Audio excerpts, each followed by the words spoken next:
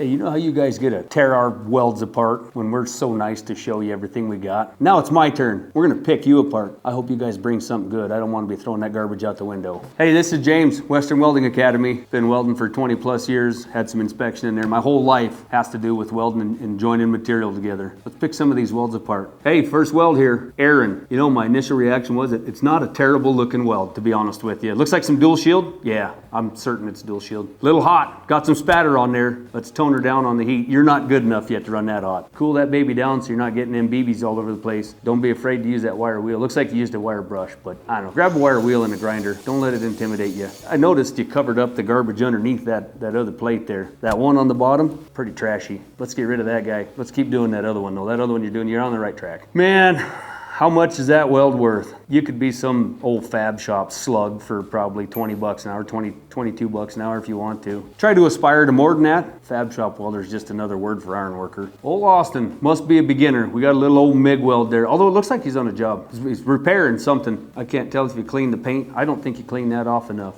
Next time, Austin, don't be so lazy. Clean the paint all the way off of that. Clean that thing wherever you're welding, clean it back an inch on either side, all the way around. Get some nice clean metal to work on. Looks like you might have been running a little bit cold on that MIG weld. I'm not a real big fan of MIG welding. I feel like anybody could be a MIG welder. Anybody except Austin. But if that's the tools you have, so be it. MIG welding like that, maybe you're making 15 bucks and maybe you're in some repair shop for some old farmer making 15 bucks an hour. I don't know, that's what I'd pay you. 15 bucks an hour. I'd probably give you 17, but I got to dock it because you didn't clean the paint off of that. Cody, oh Cody. Okay, so we just looked at Austin's MIG weld, Cody. I'm pretty sure this is a MIG weld too on some angle iron. Maybe you're just learning. If you're learning, awesome. Same goes for you though. Clean that metal up. I don't know why nobody wants to clean the metal up. That's usually, if you watch a video, that's the first thing anybody tells you. Clean metal. If you start with a good work surface, you end up with a good weld. I thought everybody but Austin could be a MIG welder, but I'm starting to think now, Cody, Austin's got you beat. Cody, man, I'm sorry to tell you, you're probably gonna be Austin's helper. I gotta give you 10. I'd fire you, but I feel bad for you. Okay, now we're talking. Evan. So Cody and Austin, you're probably Evan's helper. To be honest with you, you need to watch what this guy's doing. Doing some aluminum if you're from the UK, aluminum if you're from the US. AL on the periodic table if you're a scientist. So, aluminum, pretty technical. Looks like some pretty thin aluminum. You know, Evan, I'm out here to start bashing people and get right to the core of it, but I gotta say, that's a pretty good looking weld. I don't see any undercut on it. The only thing I see there is around that radius, maybe a start and a stop that's a little bit iffy. One there, yep, and then one over to the right,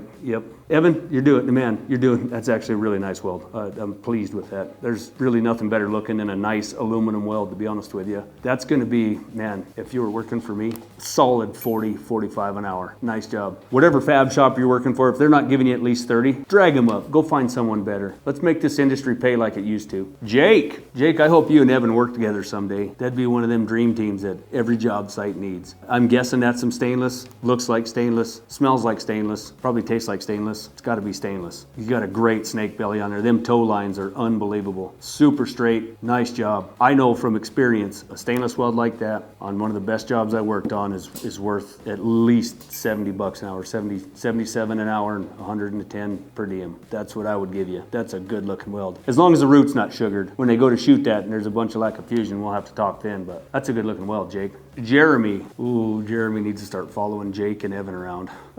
Jeremy, I don't know what kind of weld, what that is. It looks like, I don't know, 6011 or something, 6013, one of them farmer rods. Must be just learning, or maybe not even learning. Maybe you had to repair something on the farm that Grandpa couldn't reach no more. It looks like you're running pretty hot. I see some arc marks down there towards the bottom left. If you're learning, do not arc mark on anything but your weld zone. If you noticed Evan and Jake, those things didn't have a speck outside of the weld zone. They were pristine.